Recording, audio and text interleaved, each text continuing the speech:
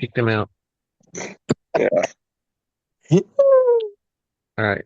Push the button. Here we go. Da-da-da-da.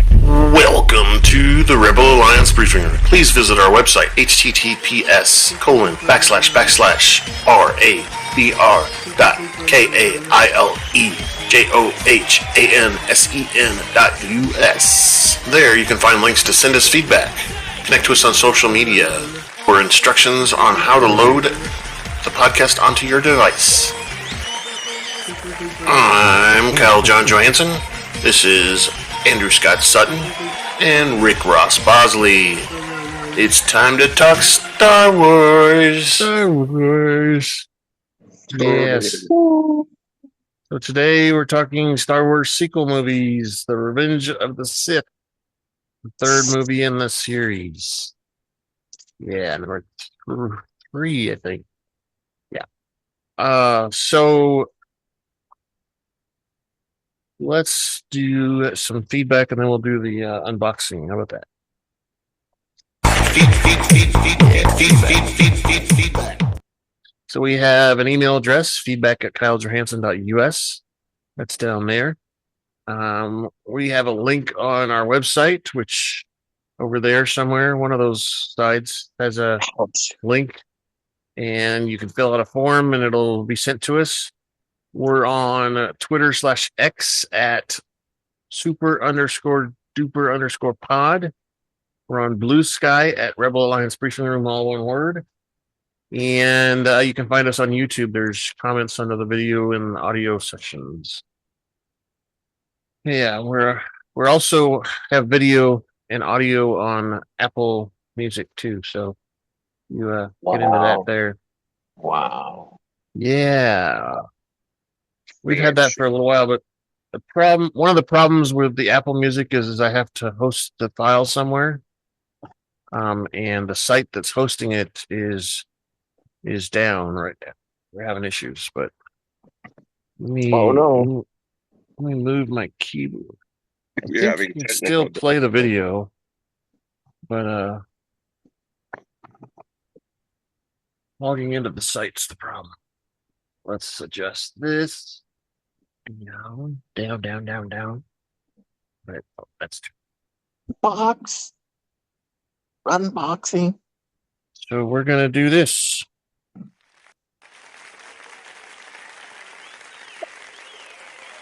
Now we have a special treat. It's unboxings.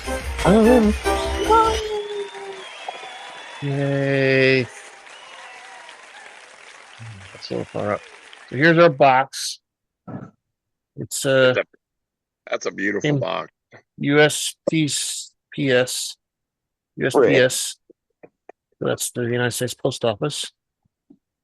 You open it down there, cut it right here. There. Ooh, it's wrapped in bubble wrap. Ooh, shiny. Poppy. Yeah. And it's actually in it's a Beatles another box that says Funko.com on it. That's a small box. I bet it's tight. It is tight.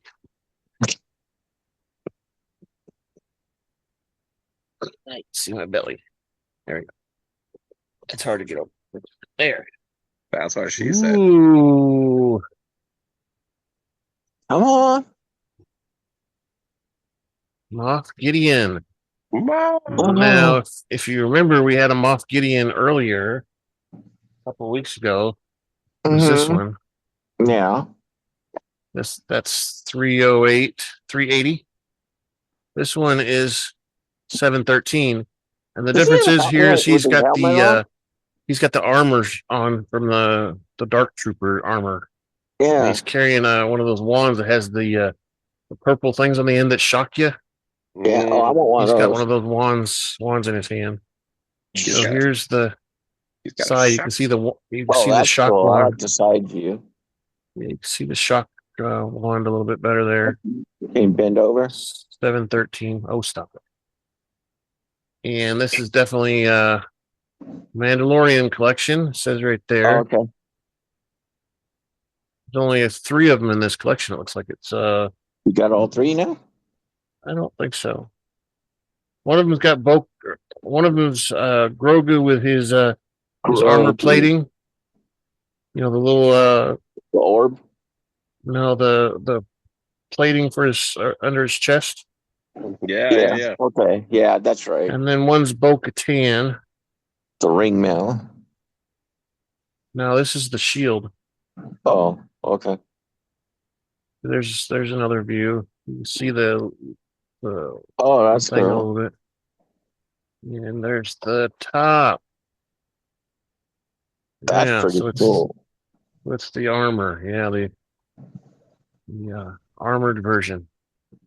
Yeah, like the other one had a cape on and he was carrying the dark saber. Yeah. So that's a new one. The special edition one, I think. It's a special edition Mandalorian.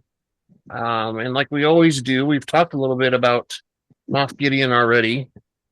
Let's talk some more about him. Oh, that's a little high. Whoa. That's better. Higher. So, ooh. So Moff Gideon took special part in the Purge of Mandalore, where he was responsible for killing millions of Mandalorians. And that's when he acquired the dark sabers during that war. They called it the Night of 1,000 Tears. He tricked the House of Kryzal to surrender the Mandalorian relic, but he didn't win it in battle. As we know, the only true way to possess the sword is if you win it in battle. Yeah. If you do that, then you're basically declared the ruler of Mandalore. If you can take the weapon away from someone, that's what what's his name did. Yeah,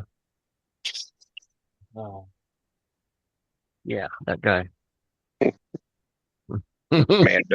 Mando. Oh, Mando didn't do it. He did. This is before that. This was actually in the Clone Wars. It was the Sith guy, the black and red one. Oh, Darth Maul. Yes, Darth Maul. I'm looking for him, but I can't find him. That's why I can't say his name. I've got him hidden somewhere. Anyway, Darth Maul actually. He was made by the witches, right? Right. He ruled Mandalore 2 for a while, and that's where he started the gang that we saw in Solo, that he was in charge of. That whole gang there, that was his gang, and he started that when he used Mandalorians as the muscle for his gang, basically. So was he anyway, was he, but wasn't he also connected with oh god, what is his name? Palpatine? Darth Vader, Palpatine, what? The grimy guy that took Leia hostage, and was a bad. Jabba the Hutt. Yeah, Jabba. Wasn't he? It was his gang that working for Jabba, or did he have his? No, they were competing with Jabba. Competing, okay. The Hutt clan had their own thing going on.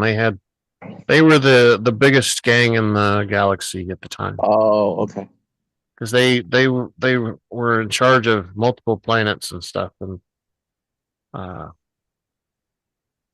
the Maul's gang was a little smaller, but they were more brutal. The Hutts were more. They would prefer to have a treaty than a battle, if they needed to. Okay, so Gideon took the dark saber when he tricked the House of Kryzal, which Bo-Katan was part of. Her mom was actually the ruler of Mandalore at the time. And he was believed to execute most of the Mandalorians for war crimes in the aftermath of the war. He, like we talked about before, he took over a project for Death Troopers, and was a warlord for his own little area. He was in charge of a section of the Outer Rim that he ruled, and he probably made all kinds of money off of and stuff. But the Dark Troopers is where we met up with him on the Mandalorian, because he expanded the project to these Dark Troopers. They were originally Death Troopers, which were humans that had augmentations on them. The Death Troopers were completely droids. Okay. That he had created and he supposedly, it says in here, and they didn't really explain it very well in the show, but it says in here that there were clones of him that he had created. I think we saw some of those clone capsules in the show, maybe, but I don't remember seeing all that. There was Well, we talked about that. We talked about that at that time. Like maybe he actually wasn't killed; that he may have been a clone that of himself. Yeah, but the entire base was kind of blown up. So I don't know if anything survived it or not. So if you have a clone of you, and it's growing or whatever, and will that clone have all the stuff you've already learned? Supposedly, that's the theory. Or do they have to upload?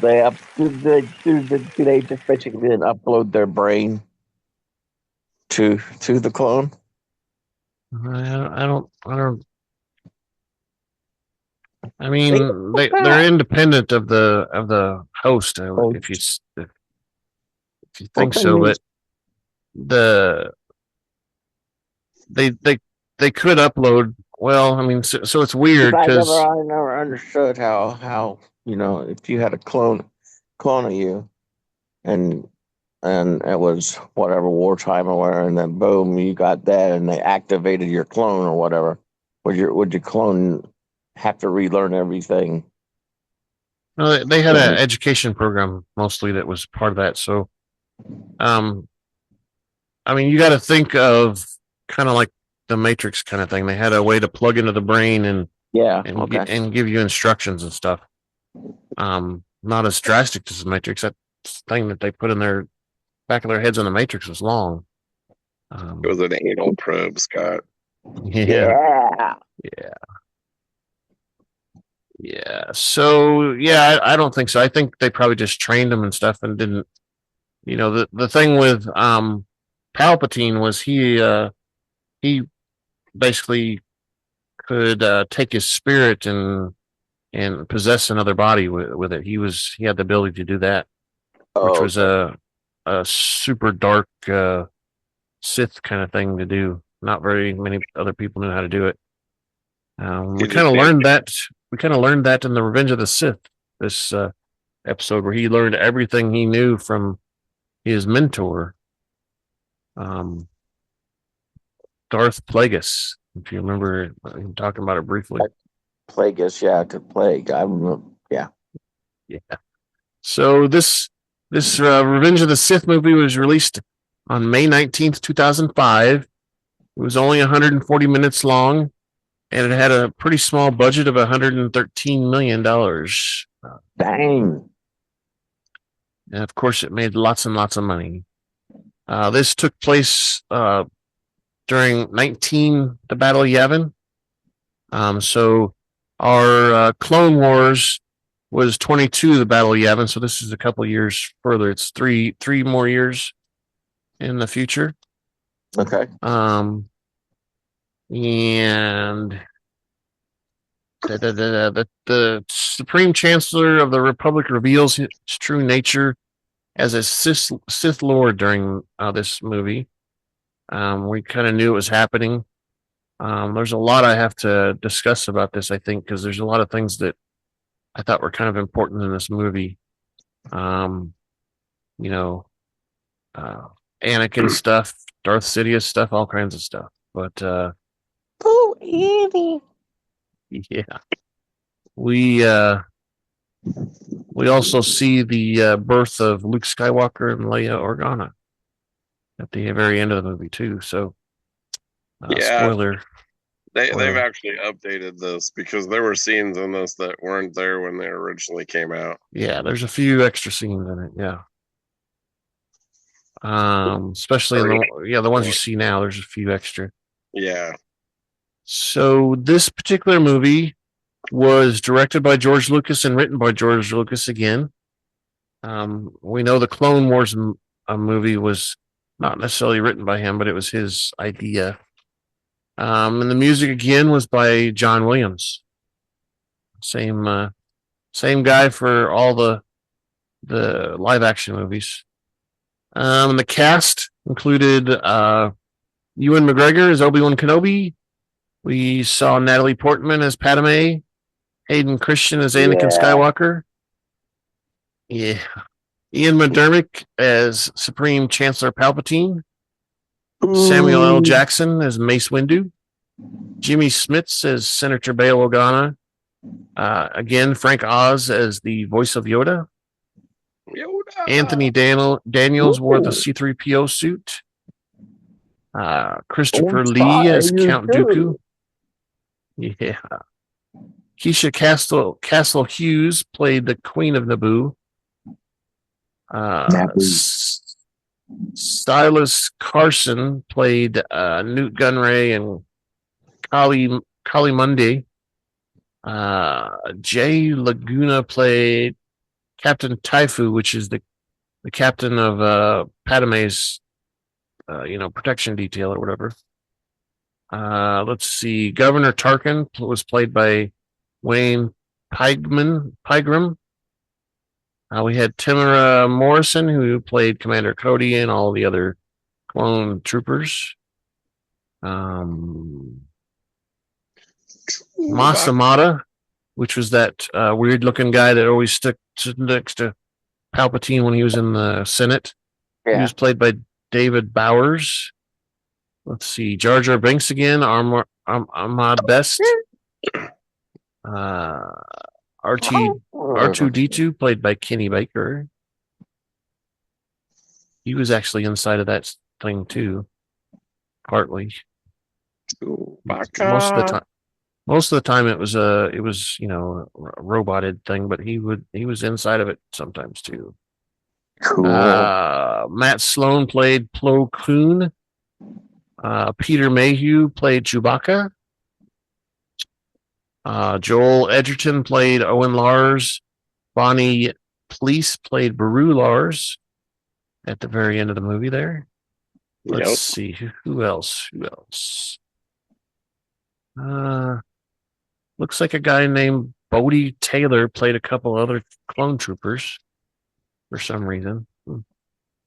Let's see. Katie Lucas, one of George Lucas's kids, was in here.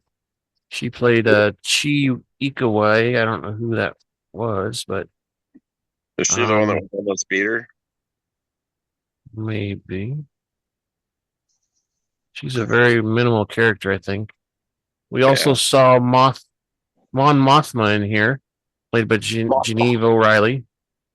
I think that's the first time we actually saw Mon Mothma. Matthew Wood played General Grievous. Yeah, that's about it. There was Michael Kingma played the Wookiee General Tarful, which is the one that was along with Chewbacca at the end there. Yeah, the braid. And yeah. So what that means is it's time to grab your favorite beverage, pull up a chair, and join us in the Rebel Alliance briefing room. Yay. It's already gone about half. Sorry, gone, man. So this episode had a opening crawl, like almost every other movie from Star Wars, and it says at the beginning, it says war. The Republic is crumbling under attacks by the ruthless Sith Lord Count Dooku. There are heroes on both sides. Evil is everywhere. In a stunning move, the fiendish droid leader General Grievous has swept into the Republic capital and kidnapped Chancellor Palpatine. What? Right. The leader of the Galactic Senate. As the separatist droid army attempts to flee the besieged capital with their valuable hostage, 2 Jedi Knights lead a desperate mission to rescue the captive Chancellor. Yeah,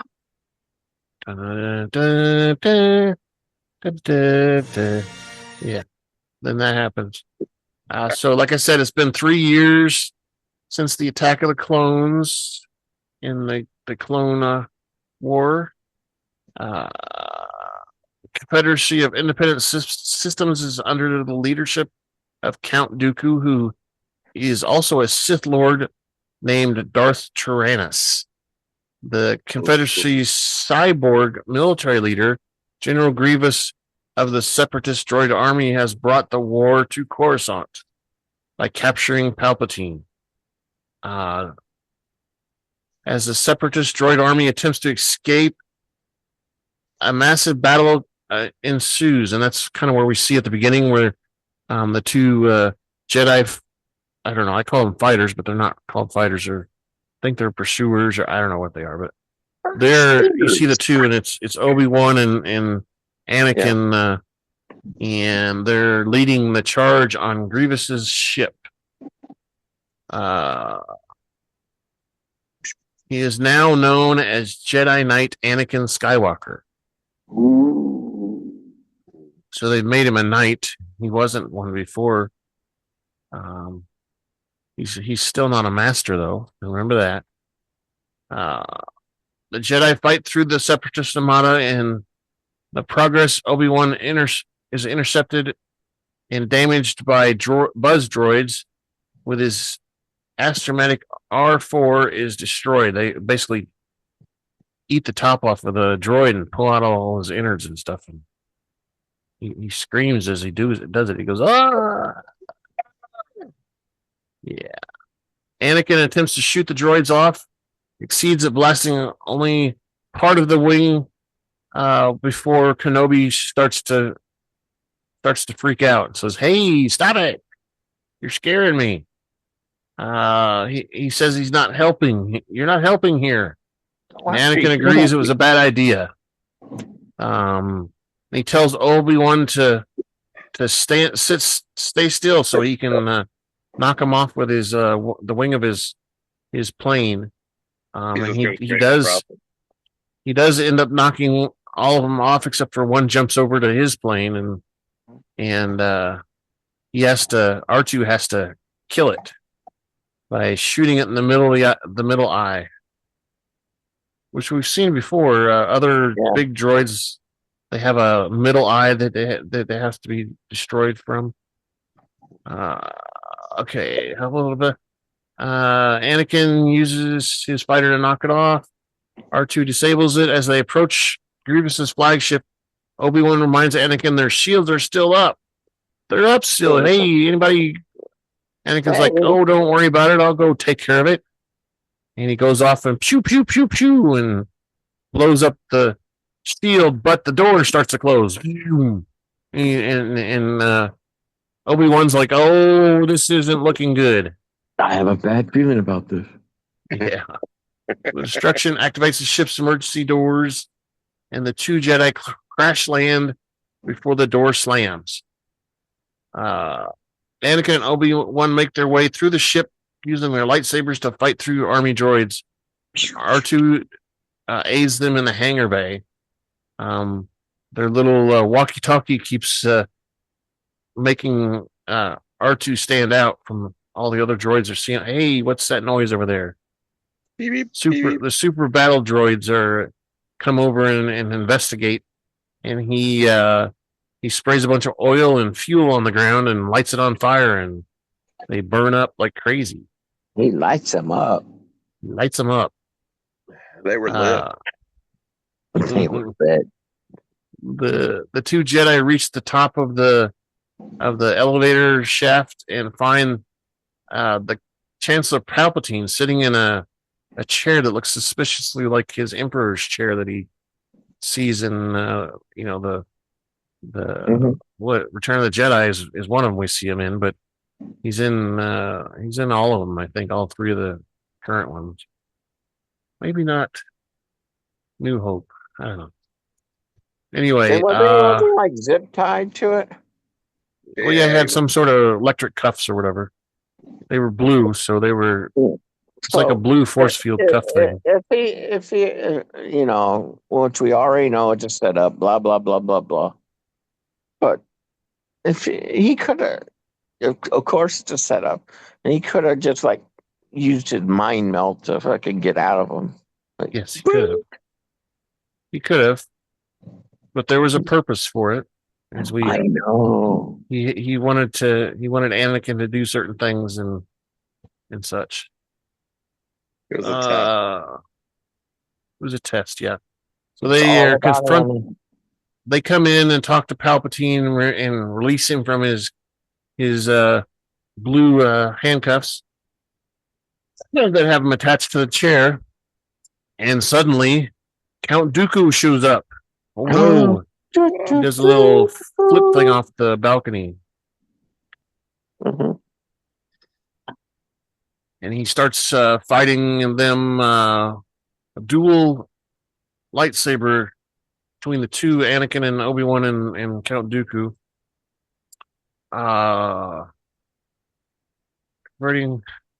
They use apparently we're supposed to notice that they use a different kind of attack tactic than normal.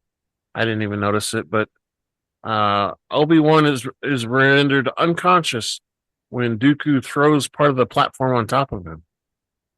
And he holds one of them in midair with a force. He does a throat hold thing, and then throws him against either the wall or the railing. I can't remember which one it was. And Anakin continues the battle after Obi-Wan is knocked out. Using his anger, he taps into the dark side of the Force and gets better at the duel. He severs both Dooku's hands, rendering him incapable of defending himself. It's funny. Dooku looks down and goes, "Ah!" It's like, I don't have any hands. He can't be a hand anymore. Damn it! That wasn't a really convincing fight scene. Not really. It was kind of like this guy was supposed to be the top guy, and Anakin slices both his hands off at once, and that's it.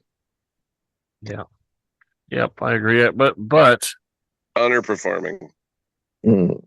We know that supposedly Darth Vader was the strongest Sith of them all in the end, but true. But yeah, I know what you're saying. Maybe that was part of the test too. I don't know. Could be. So Anakin kill him now. Cuts off his hands, and he grabs Dooku's lightsaber, and Palpatine tells Anakin that he must kill him because kill him now because he's more dangerous alive than dead. Yeah. And Anakin's struggling with it because he's like, well, that's not a Jedi way. That doesn't work. And we see Palpatine get his evil look and says, "Kill him! Kill him! Kill him!" And Anakin chops his head off with both blades. He goes zoop, and his head falls to the ground. She just lost his head. I think honestly that they've invented the lightsabers so that it would sear everybody's wounds, so they didn't have to show blood in the movies. because there is no blood in these movies. And then Parts flying. their arms go flying and stuff. There's no blood anywhere. Yeah. So his body falls to the ground and his head falls fast to the ground and rolls like a bowling ball. Right. Yeah. Got her ball. The destroyer they're on crosses into a Venture class destroyer, and a broadside attack begins with both ships. So they're firing at each other, pew pew pew, and the Jedi cruiser destroys one of the invisible hands cannons and ammo crates, which causes a major explosion and causes major damage to the ship they're on, which, like I said, is the invisible hand. It starts to fall uncontrollably to the surface of Coruscant, which Coruscant's one of those weird planets that they built skyscrapers on top of skyscrapers. On top of skyscrapers? The ground is like not really there anymore. Yeah. Okay, so it falls down, and Palpatine persists that they should leave the unconscious Obi-Wan Kenobi, and Anakin says, "No, I'm not going to do that. I'm a Marine. We leave no one behind." Right. He says, "This is my lover. I'm going to pick him up and take him with me." And he carries him, and they start to walk, and the elevator's broken again. So oh no! Because the ship starts to fall at such an angle, they can walk up the elevator shafts themselves. And the bridge crew start to gain control. They fire the reverse thrusters or something, the emergency boosters. That's what it is. Grievous is the only one that knows how to do that, I guess. And he's trying to make sure that the Jedi don't get up to his observation deck, and he ends up deploying a ray shield to trap them. And they can't move. And I think it's funny, the Obi-Wan is like, "Oh, a ray shield. What are we gonna do?" Ray shield's the only thing that can capture a Jedi, I guess. I don't know. And this, as the ship's coming upright, we see R2 go sliding by, and he creates a distraction, and the Jedi are able to get their lightsabers back and break free of the custody that they're in. I guess they're on the bridge or the observation deck, and R2 distracts them he lights somebody on fire. He lights something on fire, and it scares them and stuff like that. Magna droids start going after the Jedi with their lightning sticks, and Obi-Wan quickly beheads one of them, but the droid still's fighting. The droids don't stop fighting when you behead them, and they just keep going. And Obi-Wan has to slice the droid into many parts before he's deactivated. It sure takes the energizers out of them. Yeah, just cut the batteries out. Yeah, to get to the heart of the matter. And Anakin finishes off his Magna droid, and they attempt to drag Palpatine from the bridge. I think during this time also they kill every other droid that happens to be on the bridge, and they they go chase after Grievous. Though he during the battle he says that you've lost Kenobi, and he breaks open the window and escapes, because he's a droid, the space doesn't affect him, so he escapes that way and comes back in a hatch somewhere else on the ship, and immediately starts heading towards an escape pod to escape. He also launches all the other escape pods so that he's to hide his escape. And the ship begins to fall again. No. This time it breaks apart. And Anakin is forced to drive the ship because he can drive anything. He's a genius pilot somehow. Well, he can crash anything, I guess, too. He got the Matrix download for every ship in the galaxy. And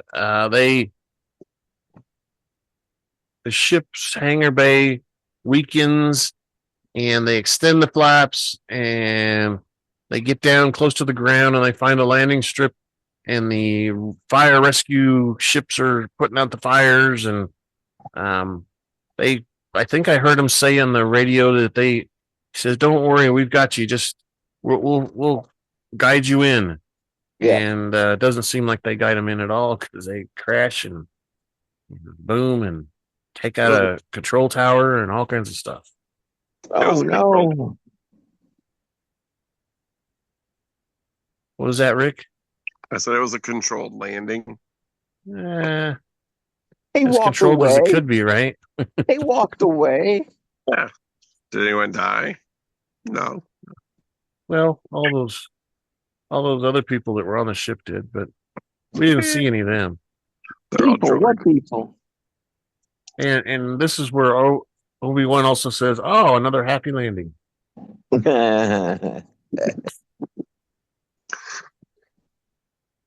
See, nobody died. It was all good. Yeah.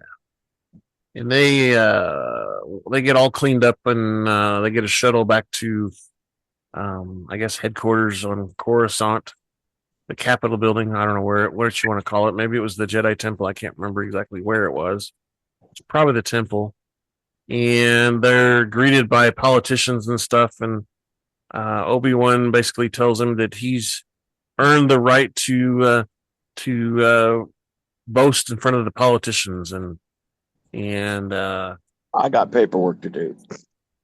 Yeah, I got paperwork to do, basically. Yeah, so he wants to do some research on some stuff and whatever. And as they're going in the building, Anakin excuses himself and secretly meets up with Padme. Oh no! And they share a kiss and talk about their wedding and about their love secret, and she's got a weird feeling going on right now. We were like, "What is going on?" And she's like, "Oh, Annie, I'm pregnant." Annie, baby on board. And we see Anakin. He's like, he pauses for a minute, and he's like, "This is the best thing ever.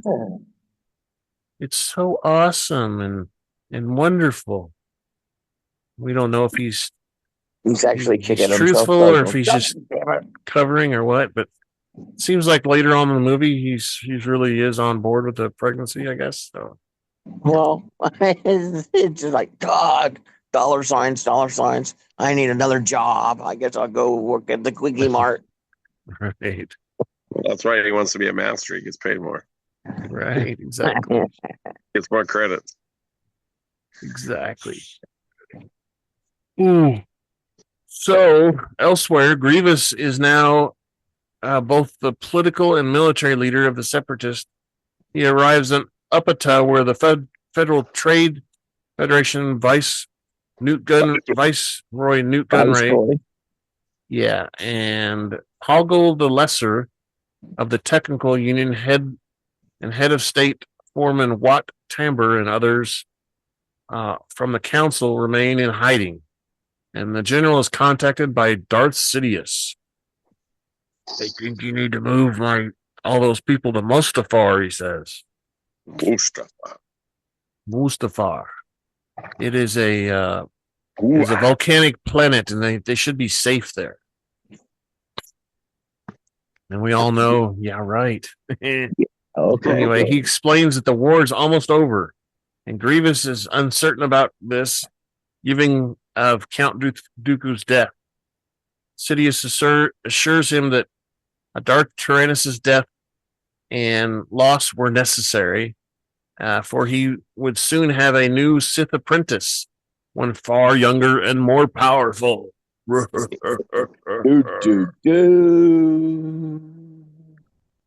Later on Coruscant, Anakin awakes from a panic dream.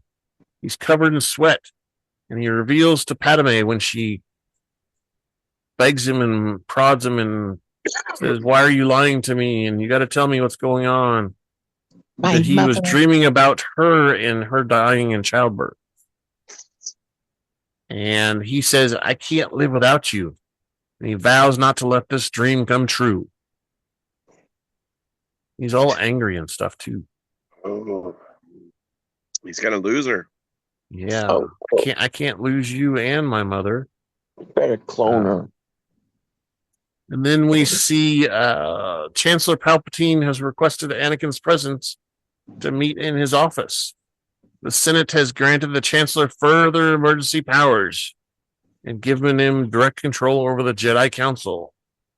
Palpatine confides in Anakin in his fear and distrust of the contempt of the masters of the Jedi Council. He appoints Anakin to be his personal representative on the council. I guess since he's in charge, he can do that stuff now. But the High Council says, we don't do that. And they begrudgingly accept it, but they don't like it. And they say, but this is where Mace Windu says, "But we do not grant you the rank of master." And Anakin freaks out. He's like, "What? This has never happened before." Unheard of. And he's quickly shut down by Mace Windu. Ignoring his outburst, the council goes on, and he's kind of motioned to sit down over there somewhere. Sit down, little boy. He's seeing now. Yeah. It's decided that Anakin will be assigned to protect the Chancellor, and Yoda will take a battalion of clones to reinforce the Wookiees on Kashyyyk. Anakin is very angry and disappointed. As he's leaving, Obi-Wan tells him goodbye and tells him that the council wants him to also spy on the Chancellor.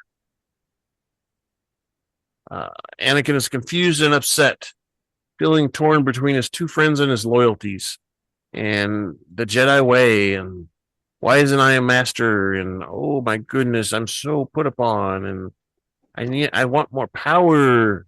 I need Power. stuff like that. Oh my God! But he's very unhappy. Oh. So then we find that Anakin is called to Palpatine's ballet box, I guess you could call it, where he's watching the Mon Calamari Aquatic Ballet, performing Squid Lake, like Swan Lake, but Squid Lake. Squid Lake. I never knew that's what it was called. Jar Jar Palpatine, Jar Jar Binks. Palpatine tells Anakin the clone intelligence has located General Grievous's hiding on Upata, on the Upata system. And Anakin is delighted by the news, as capturing Grievous will end the war. Yes. Palpatine remarks that he has questioned the competence of the council and why Anakin was not sent on the mission to take down Grievous or whatever. No, the mission that Obi-Wan's on. He invites Anakin to join him, and Palpatine dismisses his aides. Once they're gone, he seduces Anakin to the dark side. He tells Anakin that the Jedi Order wishes to overthrow the Republic, that he has suspected it for a while.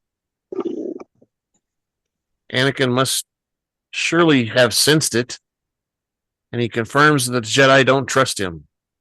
And the fact that Palpatine expands to include the Senate, the Jedi don't trust the Senate either.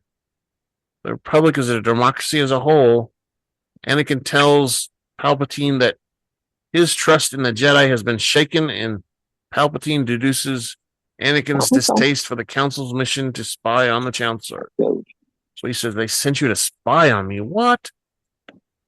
I already knew it. Yeah, that's not very Jedi. And Palpatine takes Anakin back to an early political lesson that he tried to reach, where those who gain power want more power, and it even includes the Jedi. Anakin tries to defend the Jedi by saying they use their powers for good, but Palpatine argues the only point of view, noting that that includes their quest for power, and the Sith and Jedi are exactly alike. Anakin disagrees that the Sith depend on passion for strength, and the Jedi think of others instead of themselves. Then there's a brief pause in the conversation, and Palpatine suddenly starts talking about the tragedy of Darth Plagueis the Wise. Who's that? Palpatine describes Plagueis as a Darth Lord of the Sith, so powerful and so wise he could use the Force to influence the midichlorians to create life. What? Not only this, but such power and knowledge of the dark side, Plagueis could use this ability to save people who he cared about from death. Set up. Death set too. up. Doo-doo. Set up. A statement which gets Anakin's attention. What? This is what he desires. He wants to save Padme. And Palpatine describes the dark side of the Force as a pathway to many abilities considered by some to be unnatural. When Anakin asks what happened to Darth Plagueis, Palpatine concludes that Plagueis became so powerful that all he feared was losing his power, which he eventually did. Unfortunately, Plagueis, he taught his apprentice, who happened to be Darth Sidious, everything he knew. After he had his apprentice killed him in his sleep. And Palpatine notes the irony of how Plagueis... What just happened? My screen flashed off for a second. That was crazy. How the irony of Plagueis could keep others from dying, but not himself. When Anakin asks if it's possible to learn this power of stopping death, Palpatine simply replies, not from the Jedi. This is when they were walking in that, I guess it's wood, the mural, which I always found interesting. That was all along that wall of that hallway. Yeah. Supposedly, most of those things are Sith artifacts in that office, in that hallway. There's been analysis of just that whole room that Palpatine uses for his office. Yeah. In that hallway. So then we jump now to Yoda arriving on Kayesh, and Anakin is relaying the information about Grievous to the Council.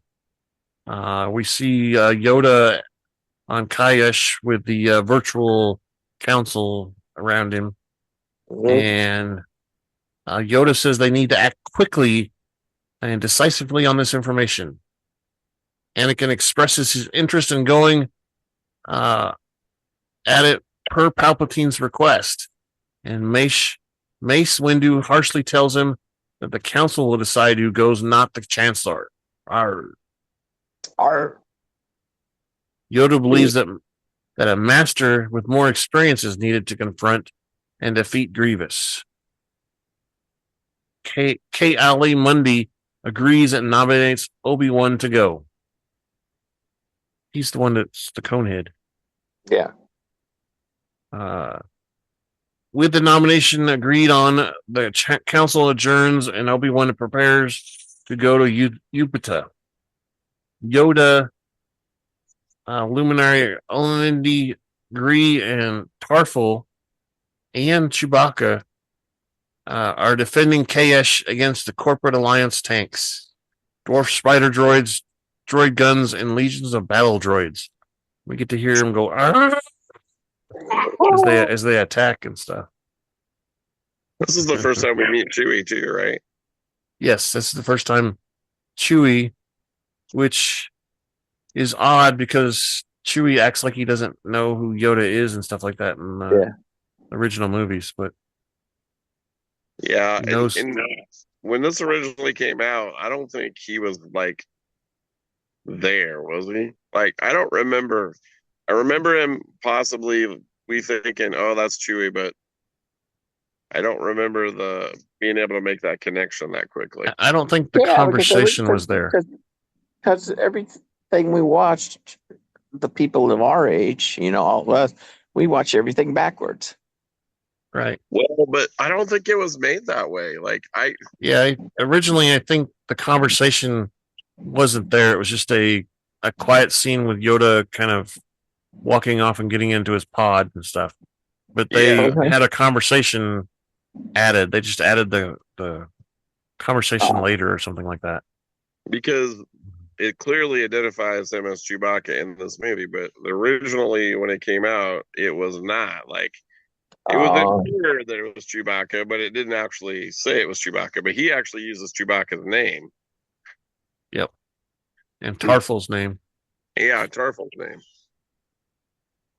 Yeah, basically at the end. Well, he doesn't say it when he's like in that little hut area that he's observing everything. He says Tarful's name, I think.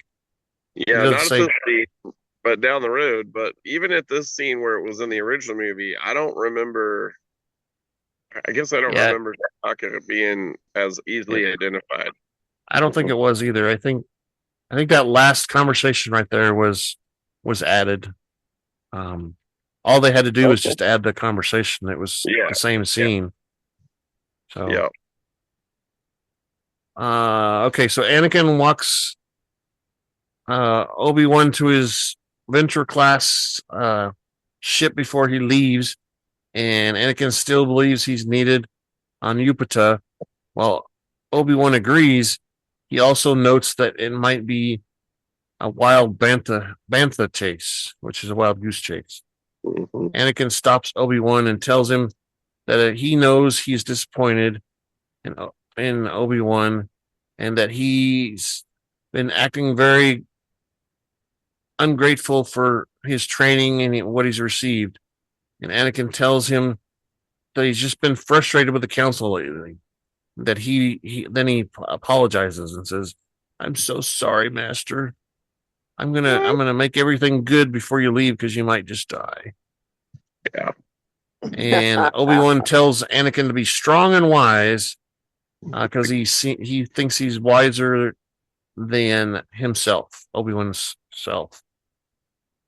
He's a far greater Jedi than Obi-Wan could have hoped to be. That's what he says.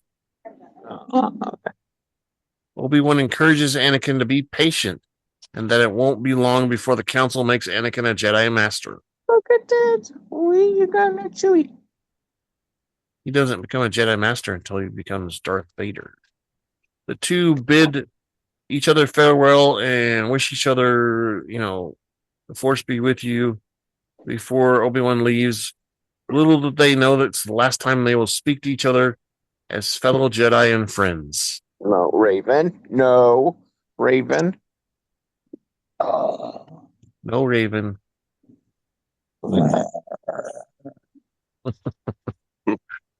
Obi-Wan arrives on Paopu City in Upata and begins his search for General Grievous. He comes in and one of the people that greet him says, "Hey, he's here. He's on the 10th floor." And then Obi-Wan kind of leaves for a second and tells the council that, "Hey, Grievous is here. I've yet to engage him yet, but the locals tell him he's here." Well, Grievous And was watching. after Obi-Wan dispatches the droids, he finds Grievous on level 10, and Obi-Wan dispatches the droids around Grievous. The two engage in single combat, and Grievous's arms split in half, allowing him to use 4 lightsabers at once. And he does this thing where the 2 of the lightsabers are cutting the floor.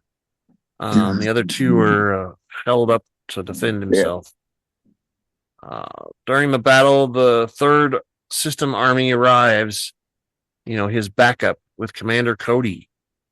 And Obi-Wan manages to catch Grievous off guard and use the Force to push the droid against the ceiling. Grievous drops his remaining 2 lightsabers, which during the battle, Obi-Wan cut off 2 of his hands. And so he lost 2, and then he lost the last 2 there. And he flees on a wheel bike while Obi-Wan pursues with his boga, his little reptile weird looking thing that makes noises. His iguana. Kind of. It's a big iguana, it looks like, almost. I was trying to picture where I heard those sounds before. Like the sounds of that. I think Pitch Black, maybe, with Vin Diesel. It's like that thing running. Yeah. It's like. It says here the boga is a female pterodactyl, a large lizard-like creature, and it's native to the planet of Jupiter. The Jedi, it says Obi-Wan Kenobi was able to control the mind of it and use it for transportation and whatever. Of course. Pony. It has an iridescent green skin. Anyway, the battle. Obi-Wan drops his lightsaber right next to Commander Cody.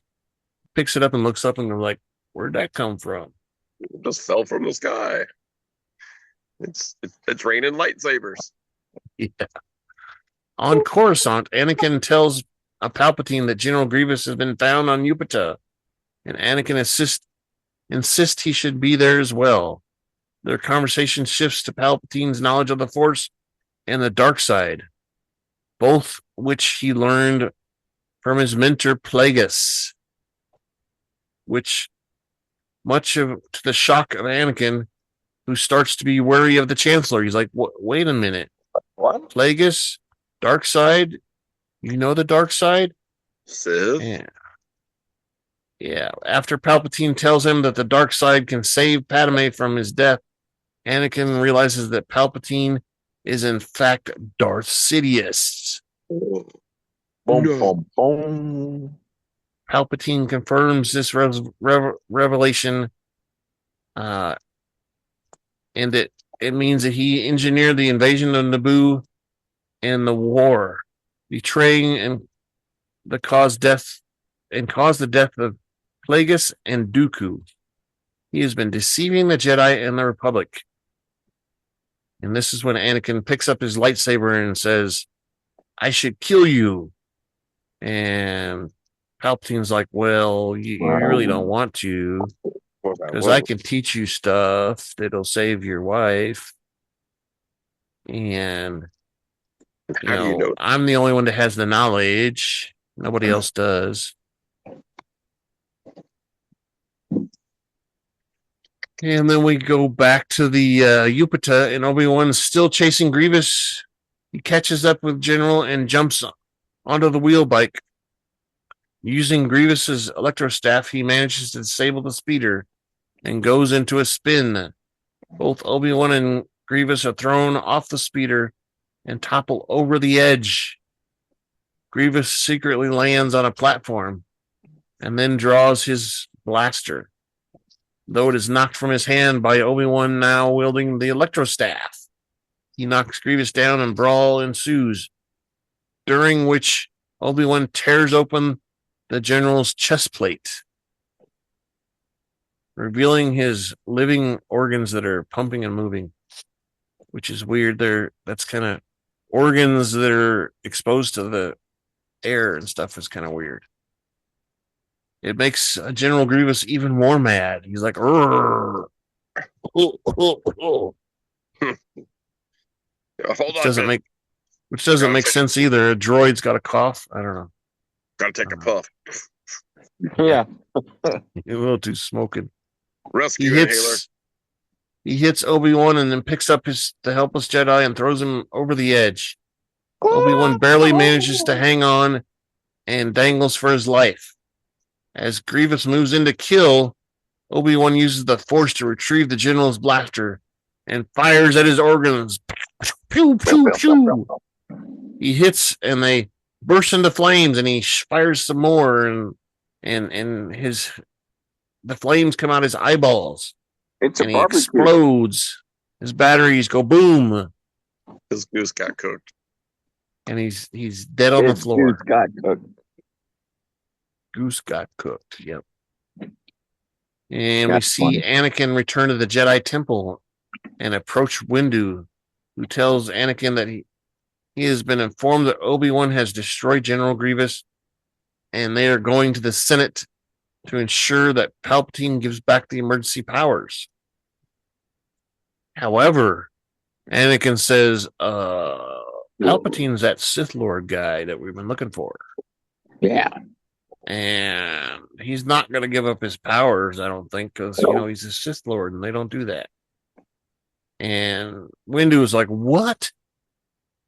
How can we not have seen that? That doesn't make sense. You're making up stuff. And Windu asks Anakin how he knows this, and he tells Windu that Palpatine knows the ways of the Force and has been trained by the dark side, and that he is absolutely sure because he saw it with his own eyes. Windu says, "Oh no, our worst fears have been realized. And if the Jedi Order is to survive, they must move quickly." Anakin warns Windu that Palpatine is very powerful, and they'll need his help to arrest Palpatine. But Windu urges him to stay. No, you stay, boy. Stay, and senses much fear in Anakin, and it could cloud his judgment. So he says, "You need to stay on the sidelines some more." You have conflict. Windu also adds that Anakin is true. If what Anakin says is true, he will gain his trust. But for now, he needs Anakin to wait in the chambers until he returns. Windu takes Kit Fistu and 3 or 4 other Jedi to Palpatine's office. Sitting in the council chambers, remembering Palpatine's promise of stopping death in dreams, Padme dying from childbirth, Anakin ruminates over his decision. In his mind, he hears Palpatine's voice saying that if the Jedi kill him, any chance of saving Padme will be lost. And Anakin's like, wait a minute. They're going to kill him. I got to save him. I need his powers. So he runs off to chase after the 4 Jedi. Right. Windu and the 3 other Jedi Masters arrive at Chancellor Palpatine's office. And Windu declares Palpatine under arrest, and the Master ignites their lightsabers. For crimes against the state. Right. The Republic and stuff. Republic. The Sidious pulls out a lightsaber from his sleeve and hurls himself at the Jedi with a screeching war cry. Yeah. That's so Ular is the first to die and run. That's so easy. And the lightsabers run through his chest. Sidious turns and slices Tinu in his torso. And a few seconds later, with more effort, Sidious kills Fistu by slashing across his gut. Raven. And we only see Windu left, alone with the Dark Lord. Honey, Hello. Sidious and Windu continue to fight, Raven's being a thief. dueling fiercely. She took Zoe. She took Zoe. The fight appears to be even early on, but Windu gradually gains ground and slowly drives the Sith Lord out of the Chancellor's antechamber and into the proper office. Shortly after shattering a large glass window, Windu delivers a kick to Sidious, leading him to fall down, losing his lightsaber. And suddenly, Anakin arrives and sees Windu holding Sidious at blade point. Windu declares Sidious has lost, but the Sith Lord then unleashes a torrent of force lightning. And that's when his face changes. And actually, before that, he pleads for Anakin to save him and stuff like that. And he's too weak. And I am so weak. I'm right. dying. Must save him. So kill me. And Windu deflects the force lightning with his blade, casting much of the energy back on Sidious's body. Sidious becomes hideously deformed, and his face becomes really pale and sagging, and his teeth become yellow and rotten. So it rapidly rotted his teeth somehow. Is she chewing it? His fingernails become long and dirty, and his eyes turn burning yellow with There you go. the That's blood yours, of Raven. red rims.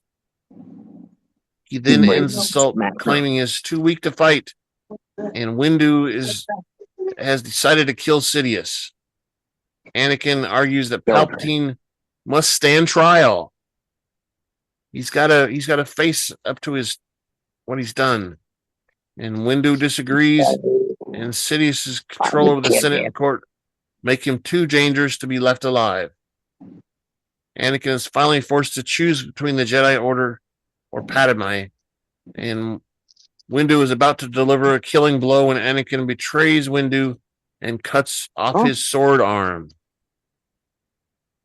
Sidious, cackling with glee, tortures and blasts the shocked Windu out of the window, sending him plunging to his death hundreds of stories below. I'm not taking Maggie's either. So it does say death here. There's always been rumors that Windu survived, which he could have. He could have jumped onto another level or something and survived, but not likely, huh? Hundreds of stories below. Anakin is horrified by his actions, yet he knows now there is no turning back and that he had betrayed the Jedi. He pledges his allegiance to Sidious. You're my master, he says, and I'll do whatever you tell me to do. In return, the Dark Lord's power, he wants to learn the Dark Lord's power to stop death in the hopes of saving his wife. Sidious takes Anakin as his Sith apprentice and bestows him the Sith name of Darth Vader. Sidious instructs Vader to launch Operation Nightfall to ensure the so-called Jedi Rebellion is crushed, and then wipe out the Separatist Council on Mustafar system before declaring once more the Sith will rule the galaxy. Well, that's when he tells him only one person's cheated death. Right. So, but he never says who it is. He just says only one person. One person so far, yep. Yeah. And it's probably him. Or Palpatine's wardrobe changes. Yeah. Yeah. Gets that big old hood on. Yeah. Well, that's because he's deformed and the framed out hood. Yeah. cover his head. And then we see Vader leading the 101st Legion to the temple, and he and the clones rampage through the temple, cutting down every Jedi that crosses his path, including Swordsmaster Sin Draggle and even the younglings The youngling in the council chamber. That's not right. Feelings. It's not right. I want to put my foot down right now saying that that's not right. You don't kill younglings. Yeah, and that one, he's like, Master Anakin, what are we supposed to do here? And the lightsaber comes out, and we see his eyes are all red and yellow glowing, and the boy jumps back. Oh no, we're gonna die. He didn't say that, but that's what they show. Meanwhile, from his office, Sidious broadcasts a command to Commander Cody and the other clone troopers spread throughout the galaxy to execute Order 66, a protocol to kill all Jedi, which the clones comply, and it's explained in detail in season 6 and 7 of the Clone Wars series. Okay. Across the galaxy, the Jedi generals find themselves being betrayed and murdered by their clone troopers. As this happens, Yoda feels everyone who is dying. On Upata, Kenobi is flung off a cliff by a blast from an all-terrain tactical enforcer, but he and his Bo-Katan survive as they drop into the water at the bottom of the whatever they're in. And he uses his little breathing apparatus to swim far away and find a hidden starfighter and escape. He was just cliffed out. Yeah. Jedi Master Ki-Adi-Mundi is gunned down by CC-1138 and the 21st Nova Corps. Tropical planet Felucia. Ayla Secura is murdered. Cantu Nimidus Plo Koon is murdered. Blah, blah, blah. Starfighter shot down. Blah, blah, blah. Speeder. Somebody gets shot with on their speeder. And Kayesh, Yoda is overlooking the battle as Commander Gree receives an order. He and Captain Jet attempt to sneak up on Yoda, but the Master senses their intent and beheads them both. Both clones are slashed with his lightsaber, and Tarful and Chewbacca help Yoda escape the planet. Raven, what are you doing? This is where we get that that's where we actually see it is Chewbacca at that point. Right. Yeah, we see that. Chewbacca puts him in a little pod thing and pushes the button. Yoda like jumps up on his arm and crawls over, flips over, and lands on his shoulder. Yeah. But before that, there was an actual scene where we see his face, like we see with the bandolier, and he's got the crossbow and all that. So we can actually tell. Was that yours, Zoe? The other thing is it yet when Organa comes to the temple? Come here, Zoe. Yeah, that's the next next scene. Bail Organa arrives at the Flaming Temple to witness the slaughter of young Padawan Zet Jueski by a squad of troopers by Commander Apo. Organa is horrified and flees the scene to depart Coruscant on the Tantive 3 in an attempt to make contact with the other surviving Jedi, basically at the temple. Both Obi-Wan and Yoda survive Order 66 and are picked up by Senator Organa, which we see Yoda has basically escaped a battle with Palpatine and comes out a little tunnel or something like that. And Organa gets him. Having evaded pursuit, the Jedi decide to return to Coruscant and recalibrate the Jedi beacon that's calling for all the Jedi to return and telling them that, hey, there's a trap. And it's Darth Sidious. Hi. And Kenobi's the one that hopes to instead warn the Jedi to stay away. So he also uses the time here to look at the recordings. and he sees He actually sees Anakin. Yeah. he's Anakin, It's all Anakin and he slicing sees him down the become road. Vader and all that stuff. And Yoda tells him he will only see sadness. Only sees sadness. He won't see what he wants. He's not going to get the relief that he wants. He's only going to find sadness. And we see Anakin return from the temple to Padme's apartment, and they hug and kiss. And oh, I was so afraid you died in there because I saw smoke and stuff. He tells her the Jedi have tried to take over the Republic, and they are traitors in the Senate. He asks for her loyalty to the Chancellor, and then he tells her that he will go to the Mustafar system, where the remaining Separatists have gathered to end the war. So he's going there to end the war for everything. And then a hologram, Sidious informs the council that Vader will take care of them once he arrives. The council is unaware that Sidious has betrayed them and truly sent Vader to kill them all. And then we see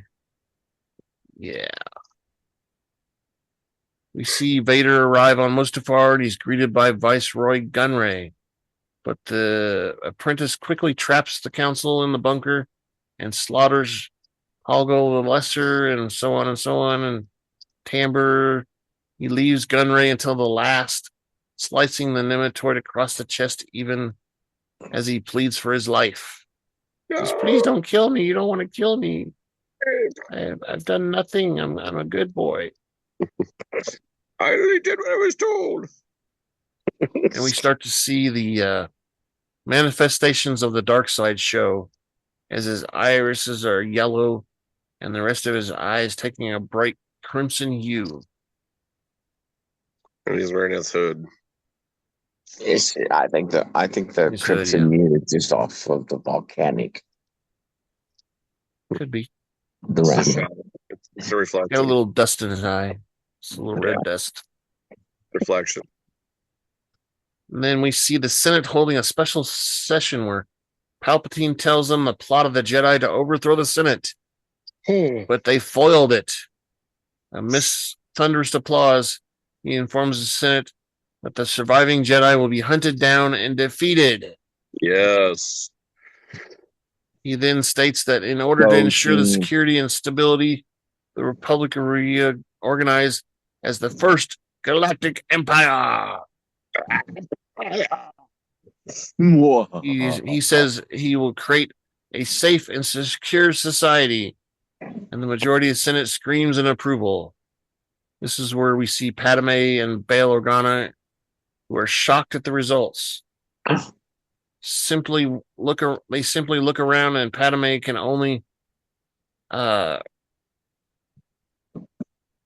she can only look around, and she says basically that this is where democracy died, how democracy dies, or something like that. Sound of thunderous applause. Yes, that's it. In the meantime, Obi-Wan and Yoda go to the Jedi Temple, slaying several clones. Walking through the carnage, Yoda notices several of their fellow Jedi were cut down with lightsabers. They recalibrate the signal and tell them to keep away, but Obi-Wan wants to see the truth. The whole tooth, nothing but the tooth, including the root. Can't handle the truth. You can't handle the truth. This is where he said that he was supposed to be the chosen one. How can he do this? Yo. Oh, he was the chosen one. Obi-Wan doesn't want Yoda to send him to kill Anakin. He wants to go after the Emperor instead because he doesn't think he can kill him. Yoda, however, states that Obi-Wan is not strong enough to face Sidious, and that Anakin is gone, consumed by Vader. Yoda sets out to confront Sidious, telling Obi-Wan to use his feelings to find Vader. Following Yoda's advice, Obi-Wan visits Padme, asking where Anakin is, and tells her that he has turned to the dark side and killed many Jedi in the temple. And also, everyone was deceived by Sidious, who was behind everything, which includes the war. Despite her anguish, Padme refuses to reveal where her husband is gone. Obi-Wan deduces that Padme is carrying Anakin's child, who already knew the two had been together all along, and apologizes to her for what he had no choice before leaving. On Mustafar, Vader surveys the violent landscape around him and weeps over his recent acts of violence, knowing that he cannot turn back from the influence of Darth Sidious. He's not fully dark if he's crying. Sure. Yeah. He's crying because of pain. Oh. He hasn't completely changed yet. Yeah. I don't think he does until a little bit later. Yeah. So later, Padme leaves Coruscant in her staff skiff, departing for Mustafar to find her husband and the truth. Unbeknownst to her, Obi-Wan secretly stows away aboard the ship just before it takes off. Sneaky. He's a sneaky fella. The skiff lands on Mustafar and is greeted by Vader. He smiles and says, Padme reveals she had a conversation with Obi-Wan, and he tells her it's only lies, but does not deny the accusations. Padme also tells him that Obi-Wan knew about them being together, wanting to help them, and begs him to run away with her to raise their child in peace. Vader is mad with power and claims that they no longer have to run away, and that he can overthrow Palpatine so that the two of them can rule the galaxy together. Yes. Padme realizes how much her husband has changed and backs away in horror. Tearfully begs him to stop, insisting that she still loves him. I still love you, even though you've gone. I still love you. As she pleads, Obi-Wan steps out of the star skiff's boarding ramp. Upon seeing him, Vader becomes enraged and accuses Padme of lying to him and betraying him to Obi-Wan Kenobi. Without even allowing her a chance to explain herself, he begins to force choke her. She starts to die and such. Obi-Wan intervenes and demands Vader release Padme. He says, "Release her! Do it now!" But Vader chokes her unconscious, and she falls to the ground. Here's going. She bites it. Shut up. Yeah. Turning his anger on Obi-Wan, Vader accuses him of turning his wife against him and says something about, if you're not with me, you're my enemy. And he's going to bring order to his new empire. And Obi-Wan says, only Sith deal in absolutes. And they begin a furious duel across all kinds of places. And, there's volcanic going all over the place, and they're avoiding it and all kinds of things. There's a lot of sword fightery going on. Sword fightery. The Chancellor's office within the Imperial Senate building is where Yoda confronts Palpatine.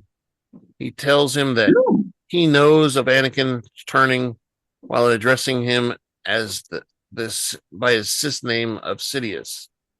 Sidious uses force lightning to push the Jedi Master backwards into a pillar. Obi-Wan and Vader are battling over the bridge, and Vader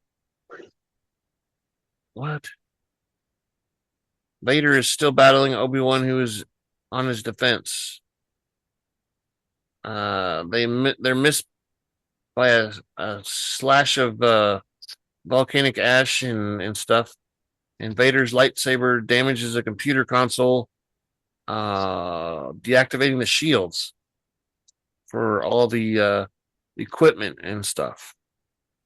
Obi-Wan and Vader exit, and Sidious starts hurling pods at Yoda in an effort to exhaust the Jedi Master. He picks them up and throws them and spins them, and Yoda shoots force lightning at Yoda, causing the Jedi Master to lose his lightsaber eventually. And this is where we also see Yoda take the one pod and spin it and throw it at him, and pisses him off a little bit there. Yoda doesn't have force lightning, but his is, I guess he has it. He's just invisible. Well, I find it interesting here because this is also the part where when he loses his lightsaber, they do the force lightning and he's fighting it off, and he's able to push back enough to push Sidious back. Yeah. Which to me actually means that maybe Yoda might be more powerful than Sidious. Yeah. Well, and he doesn't ever use it to get his lightsaber back. Like, he doesn't, do it to attract the saber back. Get her, Raven. Like, it's like he lost it and he just kind of like forgets it. I don't know. Of course, it's it is what it is. But he obviously has enough strength to be able to draw it back. But instead, he uses it to like push back on Palpatine. Yep, and there's an explosion, and they both fall, and it looks like Sidious comes out better. We get Yoda where he falls and he has to grab on with his claws and scrape the metal and stuff. He ends up falling over the edge. And then we go back to Obi-Wan and Vader battling across the lava river, which I hated these scenes right here because it's just stupid. They're fighting in the. Why does it have to be lava, and why are they not hot as hell? They don't have force shields on, so it's got to be hot, right? I want to kiss his sissy. They're inches away from the lava. It's got to be hot. To fart in your face. It's a dry heat. It's dry heat. Yeah, I don't believe it. No humanity. I don't believe it. So Obi-Wan disengages from the platform and nears the shore of a lava river, and he is Vader is enraged. It says you underestimate my power, and Obi-Wan says, "Hey, I have the upper hand. I've got the high ground." And he warns Vader not to try anything. And Vader jumps off his little platform in the river and tries to jump over Obi-Wan. And while he's up there, Obi-Wan cuts off both of his legs. Yeah, Obi told him he didn't have a leg to stand on. That's right. I've got the high ground, you silly. Mere flesh wound. Come on. Yeah, of course, there's no blood. It's the only thing I think of when I see that scene. It's the only thing I think about. Yeah, but not only does he lose his legs, he loses his other hand. Yeah. Did you catch that? Like, he loses his other hand in that scene too, which I never I guess because I watched it a couple times. Like, he cuts his legs off, but he loses his hand too somehow. He's just a torso with a head. Oh. Well, he's got the robot hand still. Yeah. So blah blah blah. He tumbles down the embankment and rolls to a stop at the edge of the lava river, which is now when it starts to actually hurt him. He's like, it's burning. Ow, it catches me on fire. Ah. Well, Suddenly, he was inches from it before, but it didn't do anything to him until he got his legs cut off. Yeah. And the only song that I could think he'd be thinking of would be "The Heat Is On." Exactly. Obi-Wan watches Vader helplessly, and now being consumed by the dark side, he tries to pull himself up the bank with his mechanical arm. And this is when Obi-Wan says, "You were the chosen one. I failed you." And he's crying, and Vader shouts at Vader that he's failed, and he's hurt everyone he's ever loved, and including Obi-Wan. And all Vader can do is scream because he's on fire. He's gonna be well done. On fire. Obi-Wan turns away from him in terror because he doesn't want to see him burn alive, I guess. Unwilling to actually kill him. The mutated figure, Obi-Wan walks away, and Anakin's dropped lightsaber. He takes Anakin's lightsaber with him. And he returns to the skiff and leaves the planet with the unconscious Padme as what is it? C3PO comes out and says, "It's desperate. She's in and out. She's fallen into a coma or something weird like that." Let's go now. We got to get to the other ship. And we see moments later, Sidious arrives in his ship and his shock troopers, led by Commander Thier. They rescue Darth Vader and put him in a stasis pod. He says something about get the medical pods or whatever. Yeah, and he like touches him on the head almost or something. You'll be all right. It'll be okay. Just rub a little dirt on it. It'll be all right. Yeah, you'll be all right. Rub a little dirt And on it. they take him off in his shuttle.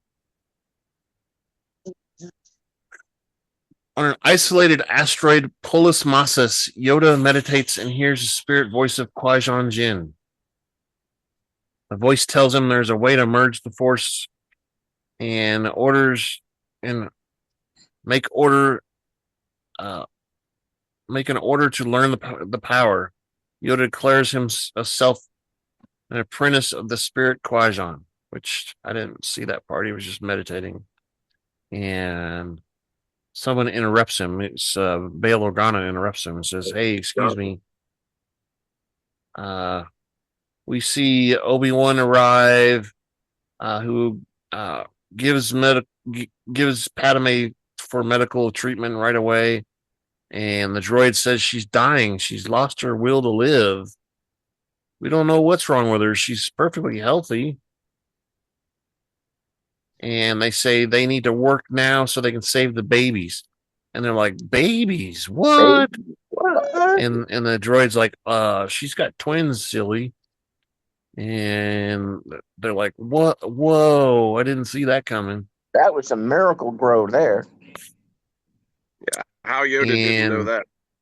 She does that weird noise. The droid does that weird noise, "Ooba, ooba, ooba," and sticks this huge hand thing, down under. And suddenly a baby comes out and she says, Luke, I'm glad to see you, Luke."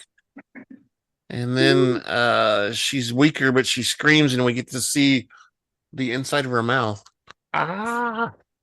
She's got some weird teeth going on there. And she screams, and they pull out, and so Obi-Wan's got Luke by her head, and then Leia's down there, and the droid's got a hold of her, and she says, Leia. And as the children are being born, Vader is being rebuilt in the Galactic Republic medical facility on Coruscant. He's given legs, arms, mechanical lungs, and other replacement parts. He's dressed in black armor, a face mask, and it's sealed tightly as the helmet is fitted over his head. Darth Vader begins to breathe through the mask, which there was a cool part when he heard that all the fog and the smoke around him. You could see the breathing there. I thought that was kind of a cool little thing. Yeah. Let's see the mask, and most of the, if not the entire surgery, is carried out in true dark side form, with Vader wide awake and apparently unanesthetized, leaving him moaning and screaming and breathing in excruciating agony. So it's to build more character in the dark side. Yeah. All robotic. Mostly robotic. Was there a real person there? I thought it was all robots that did it. Yeah, it was all robots. Okay. But he's mostly robot too. Well, yeah. But like doing the surgery, it was all robots, right? Did they save his ding-a-ling? Nope. It's gone. So he's It was more than a hand. It's cut off with his legs. Then we see Padme give her final breath. And she says, I still see good in Anakin. As she dies, she says that to Obi-Wan and says that his final acts against the Jedi Order and the Separatist Council were a mistake, and he still got good in him, and she still loves him, and she dies. Yep, that's how it. was that?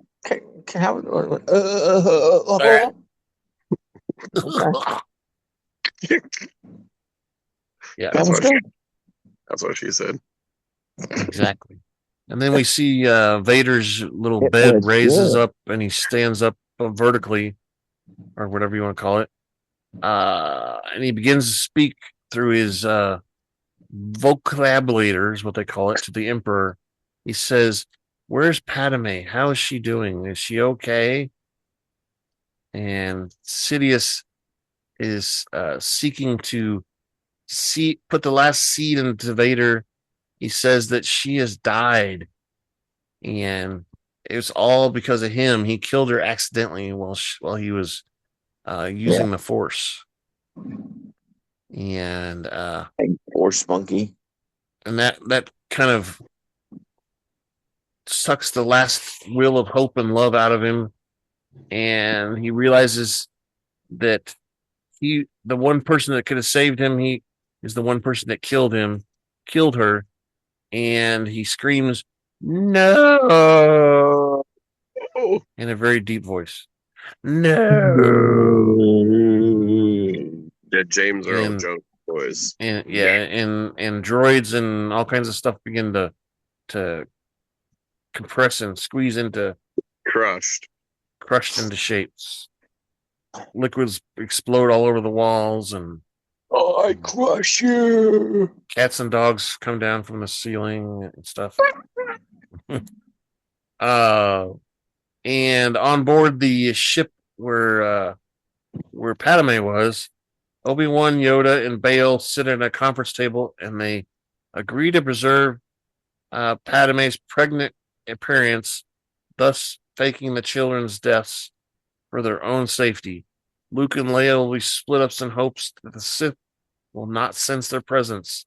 Leia will be adopted by Bail Organa, and Luke will be sent to his father's stepfamily on Tatooine. Obi-Wan and Yoda will watch and wait until the time is ready. Uncle Owen. And wait until the time is ready for Skywalker children to do their parts. Yoda tells Obi-Wan to study the technique he learned from Qui-Gon to achieve immortality. Bail Organa leaves R2 and C3PO in the care of Captain Ramus Antilles of the Tantive 3, and he orders the memory wipe of the talkative droid C3PO. C3PO's like, what? How rude. Again? Yeah. The good news, though, is he's got a backup on R2, so it's okay. Yeah, so the question is why does he wipe 3PO but not R2? So R2 likes being secretive. I guess, but I think it's because he's a protocol droid. I don't know. Maybe so he doesn't say anything, I guess. But because R2 doesn't really talk, he uses beeps and stuff. Yeah, but he can talk robot language, so he can talk to To any other who? robot. Tell him. Can't. Not very many other people can understand him. That's the point. Yeah, what the I robots think. can. Hey, Well, going back, actually, I was going to bring that up too. They're going back to when they were doing Vader. There was one of those K3s from Andor that was Yep. the medical droid there. One of them was, yeah. So I forgot that, and then when we just said that, I just Yeah, remembered it. you know, you never know. R2 walk into a bar to get an oil change and just feeling really good while he's getting rubbed down. He Slipping, could let it slip, you know. What the slipping hell? some synthetic oil, and who knows what happened. Oh, what happened? With a virus in it. New Maybe to give it filter, I you don't know. know. Yeah. A nice shiny new bath, you know. Woo. I mean, he's getting a filter change. Yeah. He got a I filter don't job. know. Somebody's got to know the truth, I guess. I don't know. The I don't truth know. is out That there. was kind of weird. But we also realized that Luke then trusts R2 later down the road too, because he's the one that gives him the map. Right. So R2 is kind of like the archive of the whole series. Well, that's true. And R2D2 and C3PO are the only two characters in the whole series that are in every single movie. Yeah. True. So R2's seen it all. So then we see the funeral scene where Padme is being, walked down the path, and Yep. she's clasping the little trinket that Anakin made for her in her hand. Given to her 13 years ago, it says, to protect her children, and her body appears to still be pregnant. And it says here there was a deleted scene where we see Yoda traveling to Dagobah, which we didn't see. What we did see on the destroyer where Vader and the Emperor are together, and we see Governor William Tarkin overseeing the construction of a moon-sized battle station. And that, I think that was an added scene. It wasn't in the original too. I don't remember that one. And then we see Yoda the infant Leia is brought to Bail's wife, Queen Berea. And then on Tatooine, Obi-Wan brings Luke to his new family, Uncle Owen and Aunt Beru. Obi-Wan leaves on his Opie, headed to exile in the Jundulin wastelands of Tatooine. And then we see Owen and Beru holding Luke, watching the sunset, the twin sunsets in the background. And the credits roll. Then we get the music again. This music.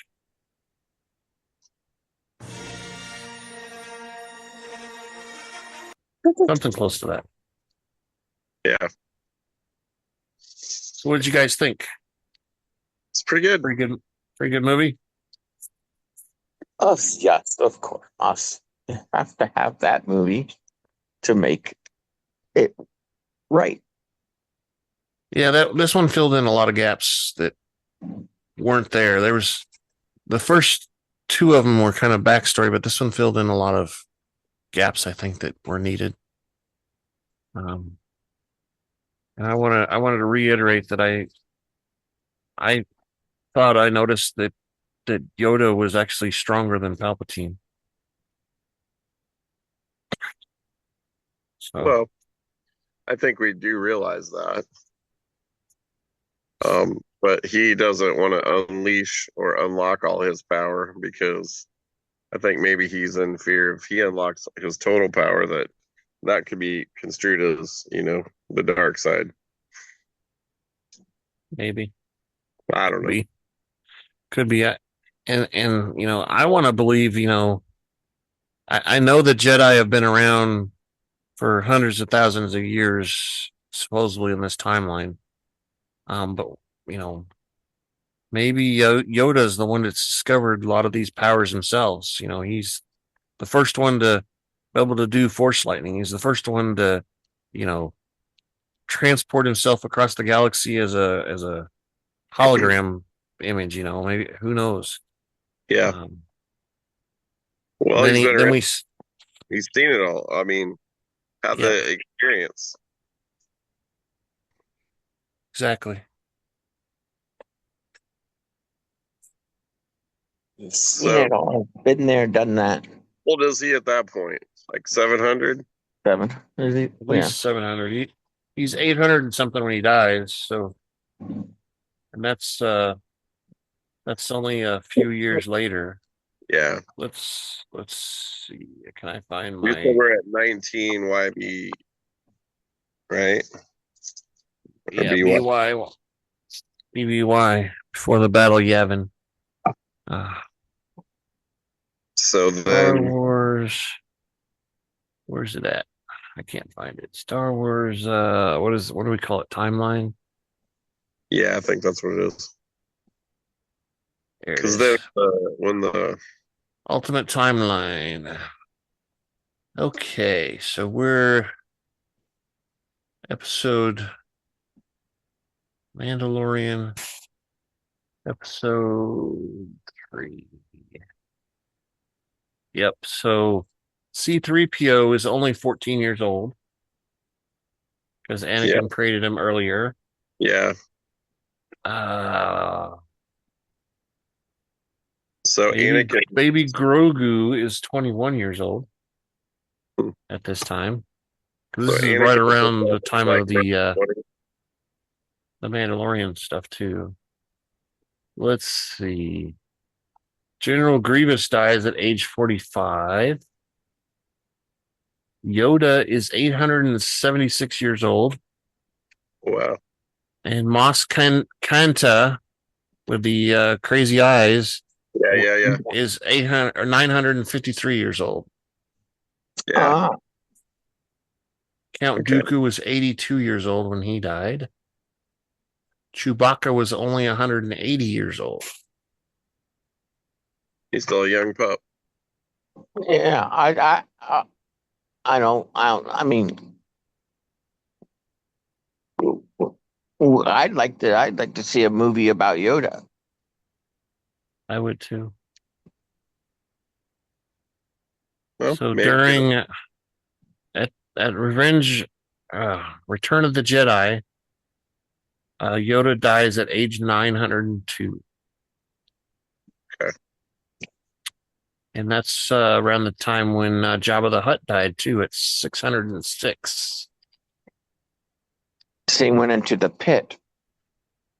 Yeah. Right. And Chewbacca was 206 years old at the Return of the Jedi.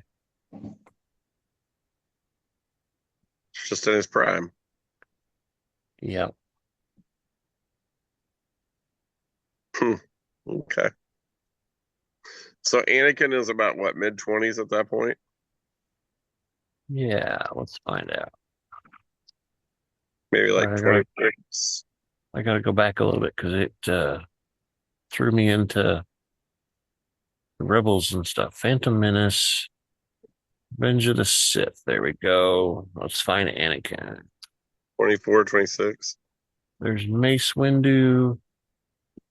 Owen is 34. What's that?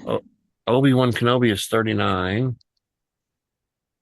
Anakin Skywalker is Darth Vader is 23 years old. Okay. Same age as Grogu, which is kind of interesting. Yeah, it is interesting. Cassian Andor is only 15 years old. How about so you got Yoda and Grogu living amongst in the same time. Are they from the same species? Yes, no.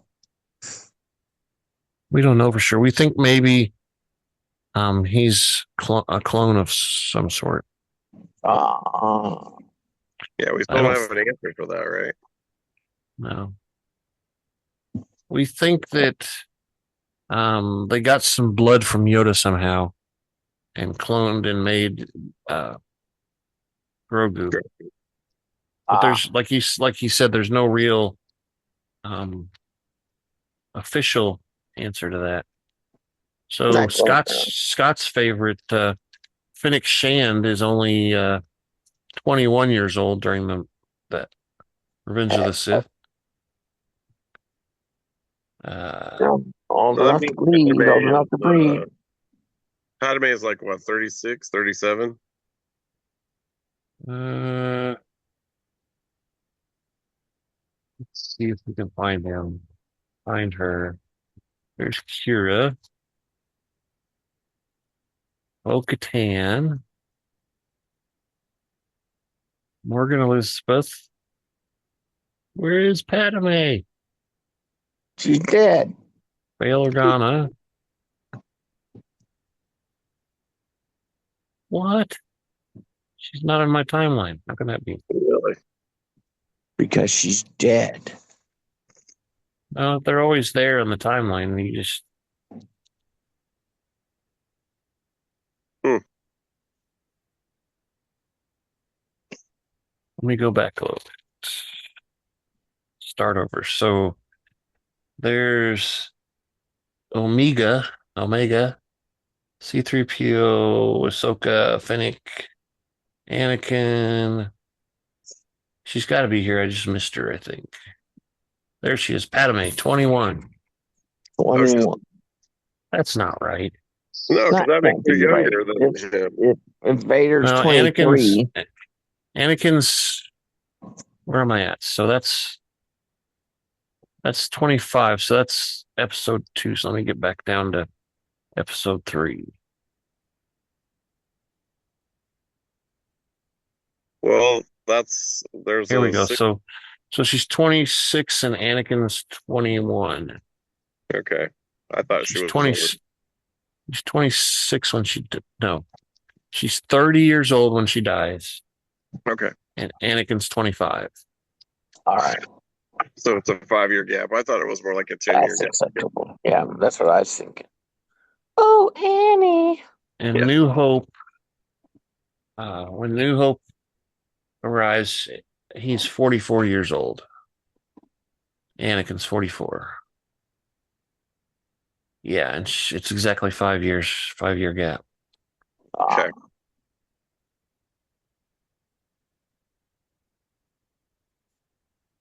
Interesting. Okay.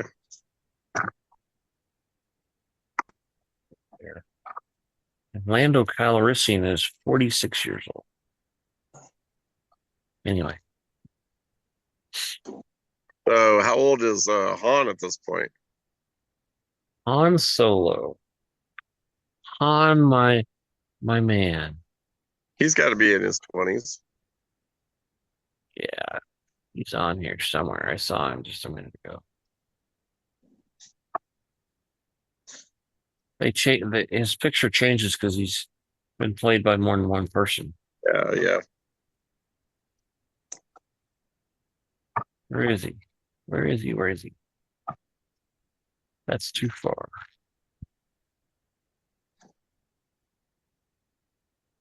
Well, if Lando was 40-some, he's a little younger than Lando. Let me get closer to the timelines. There's Lando. Looking at the difference between Han Solo and Princess Leia, because there's going to be like a 20-year gap between the two of them. Is there? That's that big a gap? Well, Princess Leia's just now born. Right. And if Han is in his 20s during this time period.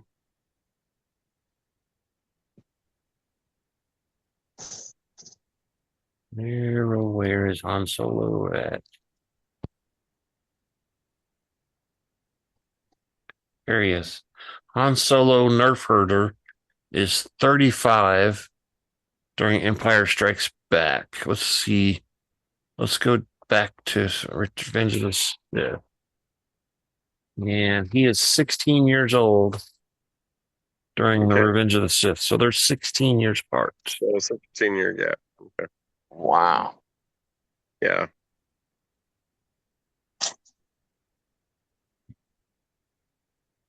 He likes the older man. She went after the old man. The old man got him a princess.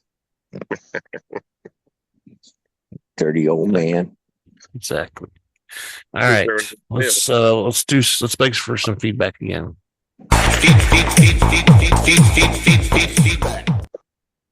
Feedback at cloudjohansson.us is where you can email us. You can go to our website. There's a link on the left-hand side that gives you a form you can fill out, and it'll come right to us at that email address. And we're on Twitter/X at super_duper_pod. And we're on Blue Sky at Rebel Alliance Briefing Room, all one word. And you can find us on YouTube under video and audio. The same is available on Apple Music, audio and video. So give us all that lovely feedback. Feedback at KyleJohansson.us. That's feedback, KAILEJOHANSN.US. Anything else, boys, or are we getting out of here? We're getting out of here. Okay. Let's do We're on that. the road again. Thank you for listening to the Rebel Alliance Briefing Room podcast. Please visit our website where you can play current and past episodes. That's https://RABR KyleJohansson.us. That's RABR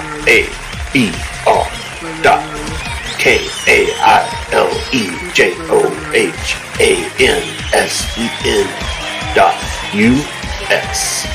On the left-hand side is a navigation menu. You can use this to learn how to load the Rebel Alliance Briefing Room podcast on your Android or Apple phone and tablet. And we have direct links to our podcast on Apple and Google Podcasts. Please participate by connecting to our social media, answering questions of the week, or submitting feedback directly from the site. Again, all of these are available at the Rebel Alliance Briefing Room website at RABR.KAILEJOHANSEN.US. This podcast in no way is approved, sponsored, or owned by Lucasfilms Ltd., Disney, Disney Plus, or any of its subsidiaries.